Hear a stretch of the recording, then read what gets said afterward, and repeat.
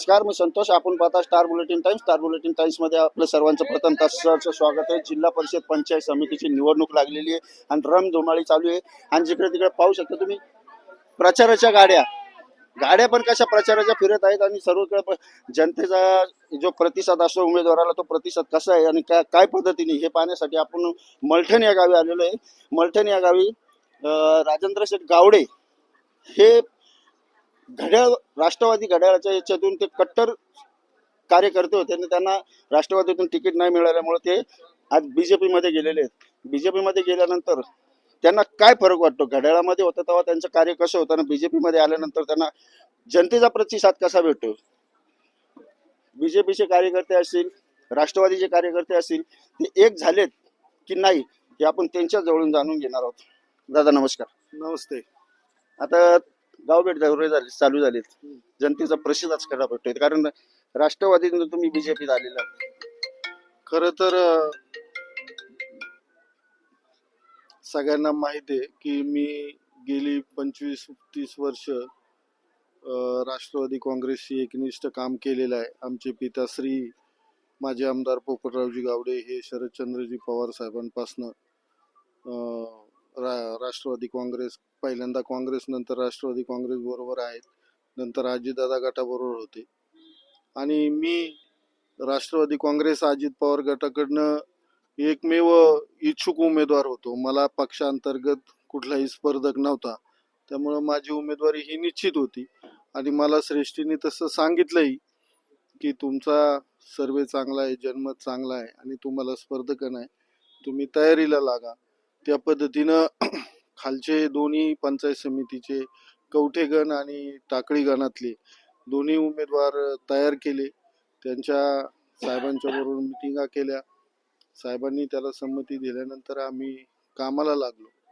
परंतु संपूर्ण गटामध्ये प्रत्येक गावात, वाडी वस्ती व घराघरात आम्ही पत्रकं पोचवली, कॅलेंडर पोचवले, सगळ्यांना विनंती केली आणि उमेदवारी अर्ज दाखल करण्याच्या आदल्या दिवशी मला अचानकपणे सांगण्यात आलं की तुमची उमेदवारी ही नाकारलेली आहे. आणि हा माझ्यासाठी खूप मोठा धक्का होता की त्यांनी मला का म्हणून नाकारलं आणि ज्यांना उमेदवारी दिली ते पक्षाच्या विरोधामध्ये काम करणारे होते. विधानसभेला जर बघितलं तर जे घड्याळाच्या विरोधात प्रचार करत होते, आज ते घड्याळात जाऊन बसलेले आहेत. त्यांच्याबद्दल काय सांगाल थोडं? तेच आमचं दुर्दैव आहे. माझ्या बाबतीत तेच झालं की घड्याळाच्या विरोधात जे काम करत होते त्यांनाच उमेदवारी दिली.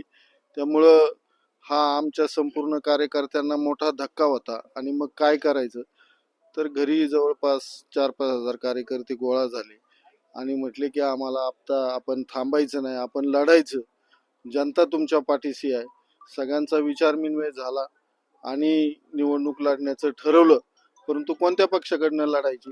शेवटी उद्या जिल्हा परिषद सदस्य झाल्यानंतर लोकांच्या अपेक्षा ह्या असणार आहे आणि मग त्या अपेक्षा पुरा करताना कुठला तरी सत्तेचा आधार असणं गरजेचं आहे की ज्या राज्याचे मुख्यमंत्री देवेंद्र फडणवीस साहेब असतील, चंद्रकांत दादा पाटील साहेब असतील किंवा इतर मंत्रीगण, आमदार असतील, या सगळ्यांशी ज्यावेळेस संपर्क झाला त्यावेळेस त्यांनी निश्चितपणानं या भागातील विकासासाठी शाश्वत त्यांनी आधार दिला आणि म्हणून मी बीजेपीतून उमेदवारी दाखल करण्याचा निर्णय घेतला. आणि आज प्रत्येक गावागावात फिरत असताना अतिशय उत्स्फूर्तपणे आमचा तरुण सहकारी असेल, आमच्या महिला भगिनी असेल, आमचा शेतकरी बांधव असेल, हे प्रचंड प्रतिसाद देत आहे. तुम्ही घेतलेला निर्णय योग्य आहे, तुमच्यावरती अन्याय झालेला आहे या भावनेनं चिडीपोटी आज जनता संपूर्ण माझ्या पाठीमागे आहे. आणि मला एकंदरीत या गटामध्ये सगळं वातावरण पाहिलं.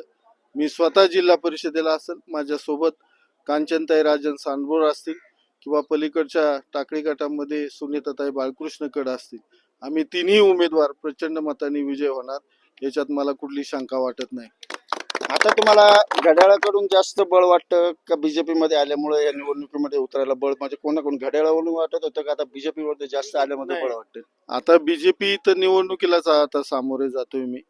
अजून माझा कोणाशी फारसा संपर्क नव्हता, परंतु निश्चितपणानं ह्या नेते मंडळीनं राज्याच्या मुख्यमंत्रीपासून असेल किंवा उच्च शिक्षण मंत्री चंद्रकांत दादा पाटील असेल, या दोन व्यक्तींशी माझं बोलणं झाल्यानंतर त्यांनी निश्चितपणानं आधार आणि विकास कामासाठी कुठेही आम्ही कमी पडून देणार नाही असा विश्वास त्यांनी दिल्यानं मला वाटतं की पुढच्या काळामध्ये सुद्धा मी जनतेच्या प्रश्नासाठी निश्चितपणानं पाठपुरावा करून ते मार्गी लावण्यासाठी मला ताकद मिळेल यात शंका वाटत नाही. आता शेवटचा विषय जर करायला गेलं तर तुमचे खंदेश समर्थक म्हटलं जातं राजेंद्र सांडभोर, त्यांच्या पत्नी आहेत कांचनताई, राजेंद्र सांडभोर असतील, कार्यकर्ते असतील, यांनी तुमची साथ सोडली ना, त्या कार्यकर्त्यांबद्दल काय सांगाल?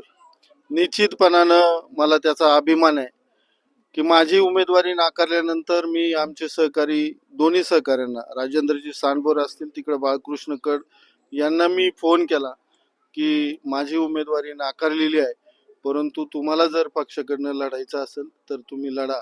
पण ह्या दोघांनाही पण अगदी विश्वासाने सांगितलं की आपण इतके दिवस महिनाभर एकत्र फिरलेला आहे, जनतेचा सर्व लोकमत पाहिलेला आहे आणि तुमच्या अर्ध्यावर आम्ही साथ सोडणार नाही. लढायचं झालं तर तुमच्या बरोबर, थांबायचं झालं तर तुमच्या बरोबर. आणि त्यांनी माझ्या बरोबर येण्याचा निर्णय घेतला. आज आम्ही जनतेसमोर जात असताना निश्चितपणानं लोकांनाही ते समाधान वाटत आहे की गेली महिन्यापासून हे सगळेजण फिरत आहेत. खरोखरच या मंडळींवरती अन्याय झालेला आहे. या भावनेतनं लोकांचा 7 तारखेला निश्चितपणानं उद्रेक होऊन आम्हाला प्रचंड बहुमतानं कमळावरचे बटन दाबून जनता विजय केल्याशिवाय राहणार नाही याचा विश्वास नक्कीच मला पावलोपावली दिसून येत आहे. जे समर्थन घड्याळाकडे असताना होतं ते बीजेपी मध्ये आल्यानंतर तरी कार्यकर्त्यांनी त्यांची साथ सोडली नाही. हीच कार्यकर्त्याच्या एक कार्यकर्ते नेता असेल त्याची ताकद असते. म्हणजे येणाऱ्या निवडणुकीला किती अडचण आली तरी कार्यकर्ता साथ सोडणार नाही. पाहूया येणाऱ्या काळामध्ये या 5 तारखेला आपल्याला कळन राजेंद्र शेठ गावडे यांना विजय किती मतांनी होतात. कॅमेरा पर्सन विशाल सह संतोष.